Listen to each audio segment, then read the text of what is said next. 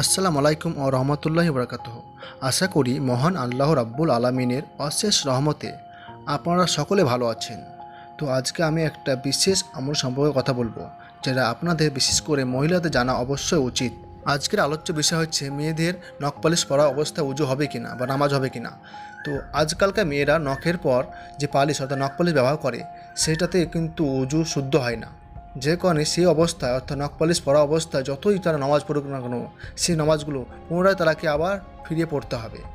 কারণ হচ্ছে মেয়েদের এমন সাজসজ্জা যা কি না আসলে সরই ফরজের শুদ্ধতার ব্যাপারে যেসব জিনিস বাধা সৃষ্টি করে তার ব্যবহারই হারাম। যেসব বস্তু দেহে পানি পৌঁছাতে বাধা বিঘ্ন সৃষ্টি করে সেগুলো কিন্তু বিদ্যমান থাকলে উজু গোসল শুদ্ধ হয় না।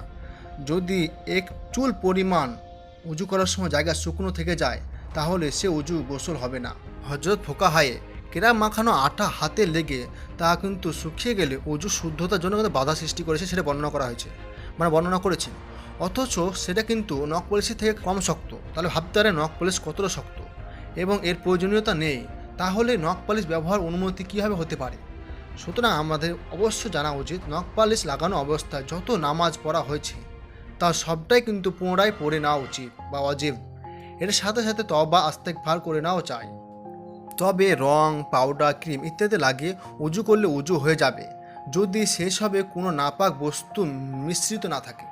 তবে যদি নখ পালিশ জাতীয় কোনো রং, এমন একটা রং যেটা কিন্তু ত্বকের উপরিভাগে শক্ত আবরণ সৃষ্টি করে রাখে, যেটা হয়তো পানির ভিতরে প্রবেশ করতে দেয় না, সেসব ক্ষেত্রে কিন্তু উজু করার আগে বা গোসল করার আগে সেটা তুলে ফেলা উচিত।